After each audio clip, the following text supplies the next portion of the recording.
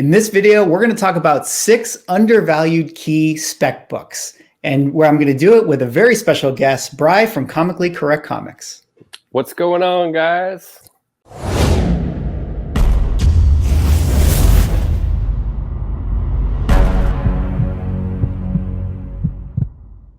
Ladies and gentlemen, welcome back to another video with Swaggle Haas. And yep, we are going to have a special guest in this video. This is Comically Correct Comics himself, Bry. And we decided that, it'd be fun to do sort of like a collaboration. We were talking online. For those who don't know, Bry over at Comically Correct Comics has an amazing YouTube channel. He's super informative, talks a lot about the CGC, talks a lot about slabs, knows a lot about Silver Age and modern stuff. I watch a lot of his videos. It's really helpful. And I think that if you guys, like my content, if you go over and check out some of his videos, you're going to like it a lot. And I don't know, Bri, if you want to say hi. And yeah. We actually make kind of a really unique kind of cool duo, because I am like totally slab guy and you're like totally raw book guy. That's true. Eventually, when I do, get that slab itch, if I do get it, Bry's definitely going to be the guy that I'm going to have to ask a lot of questions and figure out how to navigate that whole thing. Yeah, you guys, I was warning Swaggle Haas earlier that the first time that he gets that beautifully encapsulated, crystal clear CGC book in a slab, that it's just going to be all over for him. And then you have a problem, because now you can't have like some raw books, some slabs. You're going to have to slab everything. I know. I'm dreading it. So speaking of slabs, let's talk about our giveaway. Out the gate, we got to mention that if you subscribe to this channel and leave a comment down below, and then hop over to my channel, subscribe, and leave a comment on the corresponding video, you'll see the thumbnail. Both have the slab that's in the giveaway, and it is that beautiful Patrick Gleason Amazing Spider-Man 55, the second print, the red negative space web Spider-Man head. Beautiful book. People are all over the place on whether or not this is worthy of a slab, but as I said in the other video, I think everyone can agree that it's worthy of a slab if it's free. 100%. But yeah, so like Bry was saying, we wanted to do like a collab where he's got one video on his channel. I'm gonna have this video here on my channel, and if you guys could hop over and check us both out, and like you said, comment on each video and subscribe, you'll have a chance to win that giveaway. And not only that, I'm also doing another giveaway, because at the time of recording this video, I'm at the 940 mark, and I'm making that push for 1,000 subscribers. If you guys saw, I made a video last week on Friday that talked about my 1,000 subscriber giveaway, and there's still time to enter it, unless you're from the future, in which case, just pay no attention. But you still time to enter it. All you got to do is go to that video. I'll put a link in the description. You like, comment, subscribe, and you'll have a chance to win one of the books that I talk about in that video. So, hey, 2 giveaways in 1 week. What's not to like about that? So with that being said, for this video, we are going to talk about 6 undervalued key spec books. And I'm really excited about this because, I have my own opinion of what I think are cool undervalued key spec books, but it's always better to hear other people's opinions, because Bry has some really interesting choices, and it's cool because like a lot of the stuff is things that I haven't thought about, and it's really great to hear other people's perspectives on this and get their insight, because they're pretty convincing, actually. Yeah, and so to start us off, we have number 1 on the list, Tales to Astonish, number 63. This is the origin and first appearance of the Leader, and the Leader is rumored to be in the MCU in the Disney Plus streaming service She-Hulk's series. And not to mention that this is just an absolutely epic cover. I mean, we've got Incredible Hulk on there, we've got Giant Man. It's just a really cool cover.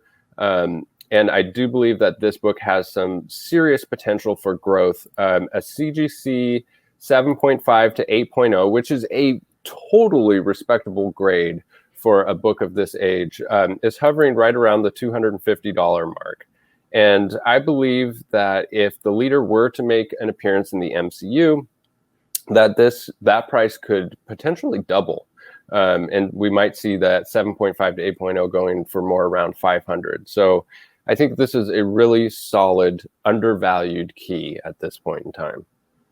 Yeah, I agree with you. I mean, this is something that, you know, I've personally thought about as a book, and when you brought it up as a suggestion, it actually got me really excited because I felt validated in wanting to, you know, pursue this thing.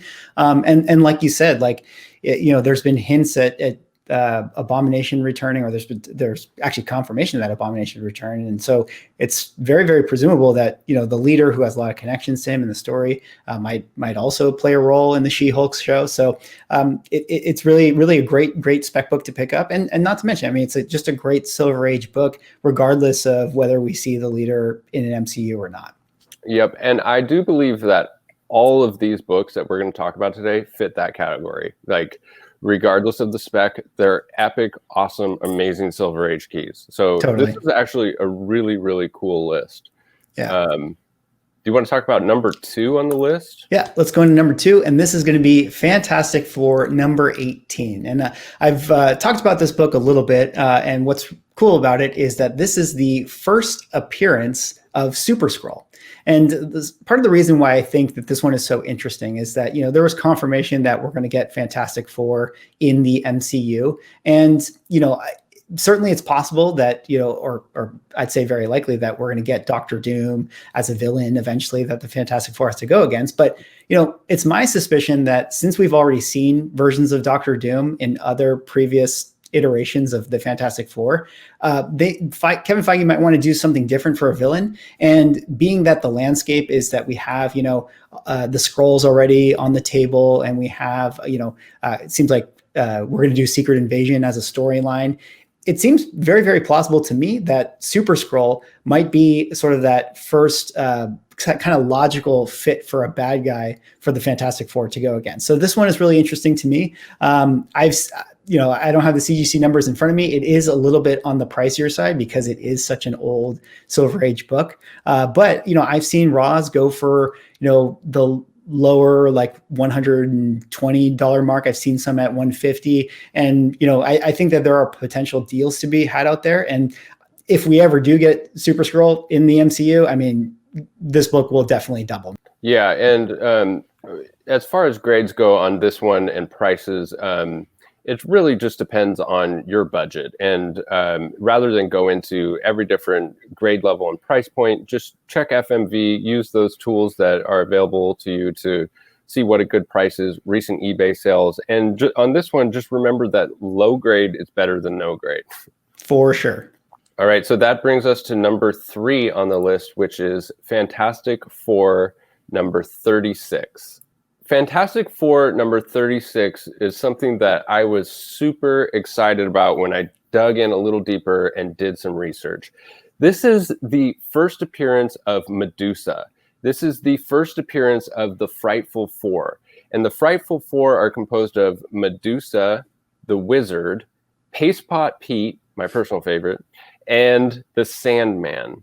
And the reason I'm so excited about this is because of Medusa's first appearance. As most of us know, is that Medusa just has a huge history with Marvel in the continuity, and ever since her first appearance here in Fantastic Four number 36, which is why I was so surprised that the price is still so reasonable.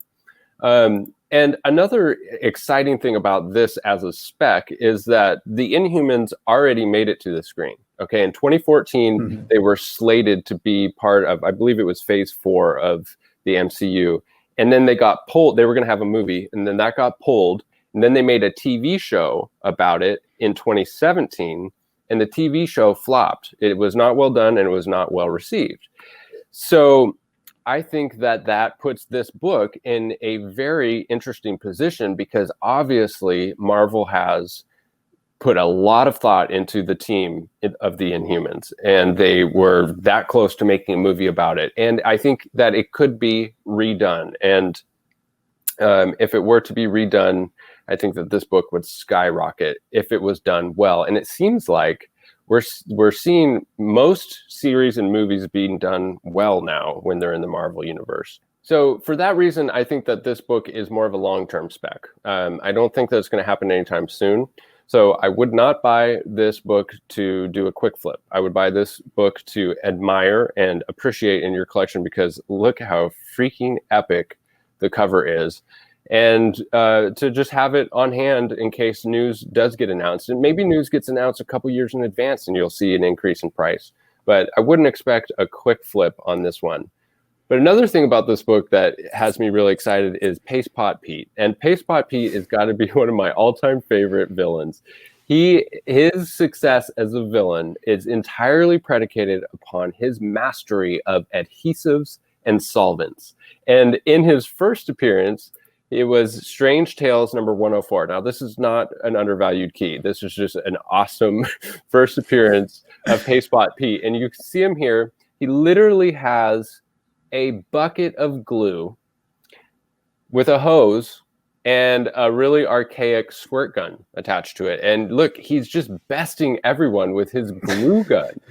I mean, that has got to be one of the best villains. And, this story does not pan out too well for Paste Pot Pete. He ends up being imprisoned. He gets caught. And then the Avengers are having some trouble with Baron Zemo, and Baron Zemo has adhesive. And the adhesive that he has is called Adhesive X, and the Avengers are just almost bested by this Adhesive X. So they enlist Paste Pot Pete to create a solvent, which he does. And so they release him from jail, only for him to pick up his pail and continue his masquerade of trying to glue stuff together. That tricky Paste Pot Pete. So that's just a bonus to this awesome key, Fantastic Four 36. That is a awesome little, Marvel history lesson. I love that. For those who have watched some of my other videos, you know how much I love like B tier villains, and Pete is right in line for me. So I definitely love this book, and to your points, I think. A lot of people have spec'd on Black Bolt and the Inhumans and stuff, and Medusa is like she's A tier when it comes to Inhumans. So this is a great book to pick up, and I think you're right. I think eventually the MCU will try once again to get the Inhumans in some way, and yeah, like you said, this could be a great one for the long haul. All right, so next up on our list, I have Thor number 140. And what is the significance of this book? This is the first appearance of a character known as Growing Man. Now, I wanted to pick this book because, one, I think this is kind of cool to talk about since some of our other picks, are a little on the pricier side. I think this one you can find fairly cheap. You can find a raw book in decent, mid-grade condition for maybe $15, $20. And what I like about this one is, for those who don't know, Growing Man is Kang the Conqueror's main lackey, and this is his first appearance. So it for me it seems like it could be pretty connected, that if we are in fact getting Kang the Conqueror, which we know that we are, that we might see Growing Man, kind of like how Thanos had his Black Order, working for him in the Endgame and Infinity War movies. It makes sense to me that we might see Growing Man be a part of the Kang stuff, especially since, the Avengers are going to need someone to fight in that, Act 1, Act 2 action scene in their movies, and Growing Man is a perfect character for that. Not only that, since we know Kang is coming in the Ant-Man movie, feels like there's sort of a natural connection with Growing Man. His power, by the way, is when he gets hit, the more damage he takes, the bigger he gets. So I feel like there's a way for them to tie in this technology with Ant-Man, how he gets big and stuff like that. And it feels like this would be a sort of a logical bad guy for them to include in the Kang storyline that we're going to get in the MCU. So that brings us to the next book on the list, which is Thor 134. So Thor 134 is the first appearance of the High Evolutionary, and it's also the origin and first appearance of Man-Beast, and it's also the first appearance of Fafnir, which is an interesting villain in his own right. So it has a lot of stuff going for it, along with the awesome cover. The High Evolutionary has been rumored to be in the MCU in the Guardians of the Galaxy Volume 3. We've yet to see any kind of confirmation about that, but now there's even more new spec news with little Easter eggs being dropped in the Wanda Vision series. And so I think with all of these clues and hints, that usually pans out. And not to mention that the High Evolutionary has had somewhere around 200 appearances since his first appearance in this book. So he's a villain that's not going anywhere. He has a very important role in the Marvel continuity. And that's one thing that I have learned the hard way with speccing on villains is you do have to be really careful. Venom 26 comes to mind once again. And so you really have to be careful when you're speccing on villains. But a good villain and a villain that ends up in the MCU is a good spec if you can get it for a good price. And the very respectable grade of a CGC 7.0 is right around $200. But I do think that you can get one for even less than that if you're patient. I've seen no limit auctions end on eBay for much less than that. And I don't believe it's a reflection of the value. I think that no limit auctions are just that way in nature.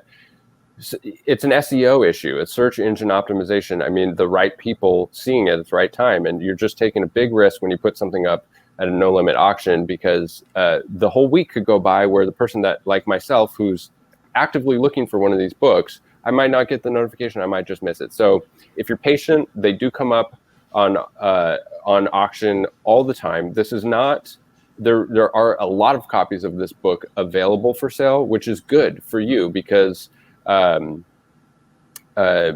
availability typically drives the price down. So Thor 134, first appearance of the High Evolutionary, first appearance and origin of the Man-Beast, and the first appearance of Fafnir. A lot going for it on this book.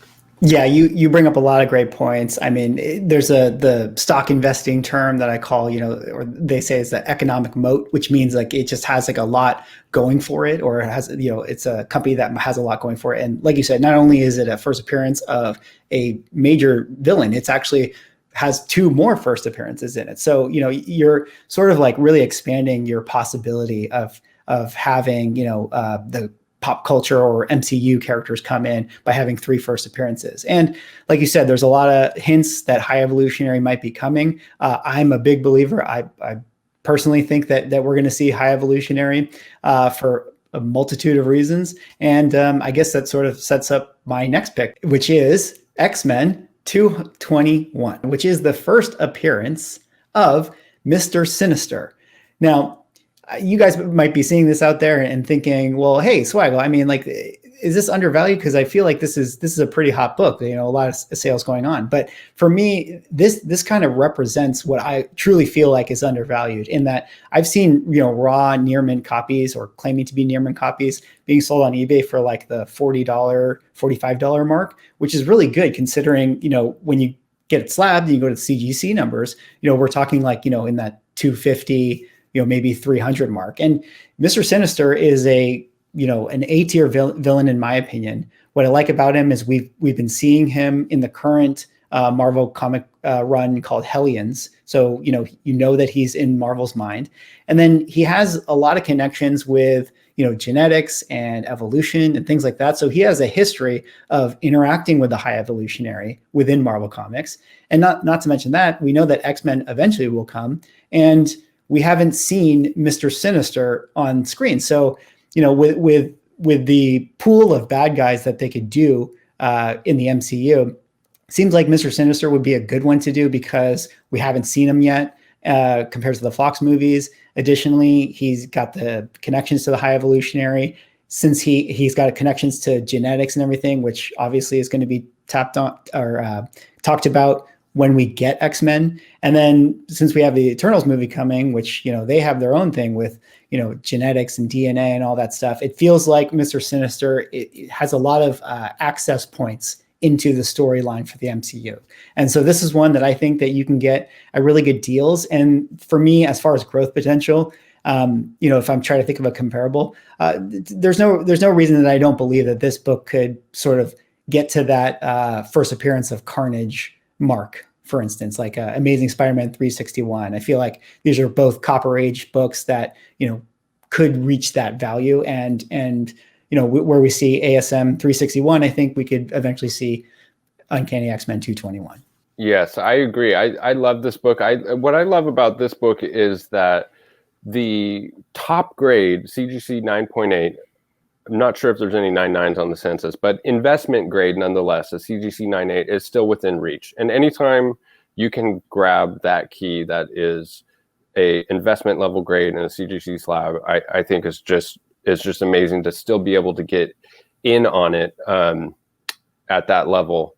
And, you know, you brought up some great points, and we've talked throughout this video about a lot of really important concepts, which is, you know, being familiar with the continuity and several other topics that we actually talked about in the other video over on my channel, which was 5 tips for staying in the know and how to navigate comic book market trends. So if you guys haven't checked out that video, I encourage you to hop over to my channel, check out that video. Before you do, make sure you comment down below on this video and subscribe, and then comment and subscribe over on my channel, and you get entered to win that amazing Spider-Man 55 second print, Patrick Gleason, awesome cover.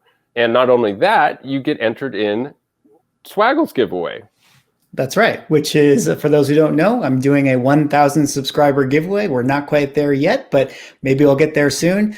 You can check out that 1,000 subscriber video, which I posted last week. I'll definitely put a link somewhere in the description or there, I don't know where, but you'll be able to find it. And go over to that video, like, comment, subscribe. You'll be entered in the contest and have a chance to win one of the books that I talk about. But that is all we have for this video. Those are our 6 picks for undervalued spec comic books. I want to say thank you so much to Bry from Comically Correct Comics for coming on this channel and doing a video with me. Be sure, guys, if you aren't subscribed to his channel or you haven't come across his videos, be sure to go over there, check him out. He does awesome content. It's really, really informative, especially, you know, again, I talk about the CGC stuff. I don't have them. So, you know, I'm a rookie when it comes to that information. If you need some of that good stuff, definitely Bry is the guy to watch. So go over to his channel, check out the video that I'm going to be in over there, and also check out, you know, some of his older videos too. Yes, and thank you, Swaggle, for having me on the show. It truly was my pleasure. I do think that this is a great duo. You fill in some gaps on the raw books that I have, and maybe I can fill in some gaps on the slabs that you have. So it's a winning combo. Thanks again. It's a lot of fun. I hope to do it again. Likewise. See you guys. Bye.